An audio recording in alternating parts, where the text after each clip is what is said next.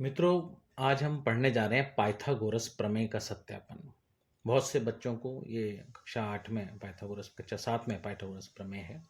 बहुत से बच्चे जो हैं कन्फ्यूज़ हो जाते हैं कि पाइथागोरस प्रमेय को कैसे सत्यापित करें, क्या करें, उन लोगों को समझ में नहीं आता बच्चों को। अभी हम आपको इस तरीके से बता रहे हैं, फिर हम आपको एक टीएलएम की सहायता से भी ये बताएँगे कि पाइथागोरस प्रमेय को कितनी आसानी से सॉल्व किया जा सकता है और बताया जा सकता है।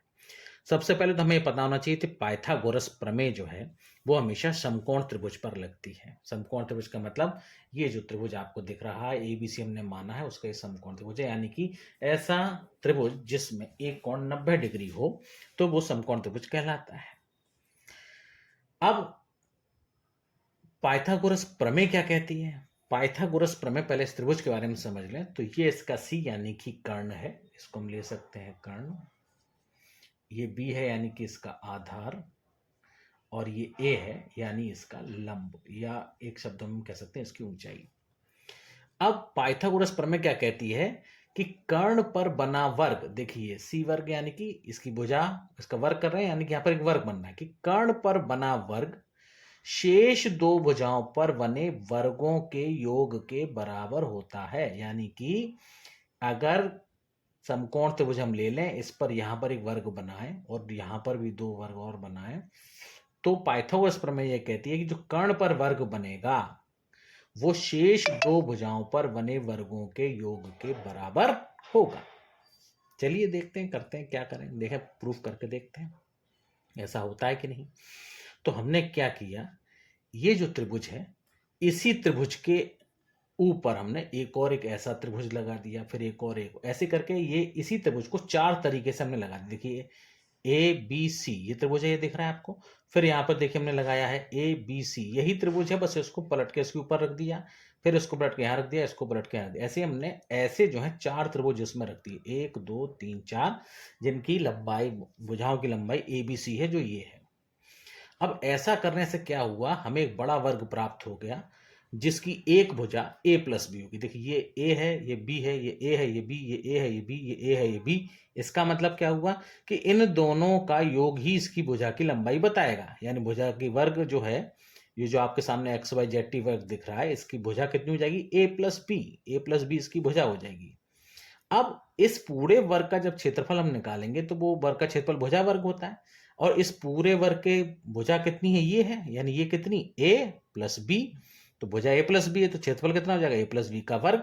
इसको हम सर्वसम्मता से खोल दें तो कितना हो जाएगा, a square plus 2ab plus b square. ये हो जाएगा इस बड़े वर्ग का क्षेत्रफल। अब ये बड़ा वर्ग जो बना है वो कैसे बना है, ये इस बड़े वर्ग को बनाने के लिए इसमें ये चार त्रिभुज, 1 2 3 4 त्रिभुज लगे हैं, और उसके अंदर एक और वर्ग बन गया इन चार त्रिभुजों के लगाने से। तो इन सबका योग करके ही ये बड़ा त्रिभुज बना है। इसका मतलब क्या है, अगर इस बड़े त्रिभुज का क्षेत्रफल हमें निकालना है तो चारों त्रिभुज का क्षेत्रफल 1 2 3 4, और जो अंदर वर्ग बना है इसके क्षेत्रफल को यदि हम जोड़ दें तो बने वर्ग का क्षेत्रफल हमारे पास निकल आएगा। देखिए सी पर एक वर्ग बन रहा है, यहाँ पर दिख रहा है आपको आराम से। तो हमने त्रिभुज का क्षेत्रफल क्या होता है भैया, 1/2 आधार गुणा ऊंचाई। आधार यहाँ कितनी है, देखिए बी है, ऊंचाई कितनी है, ए है, रख दिया हमने, तो ये हो गया ए बी बटे 2।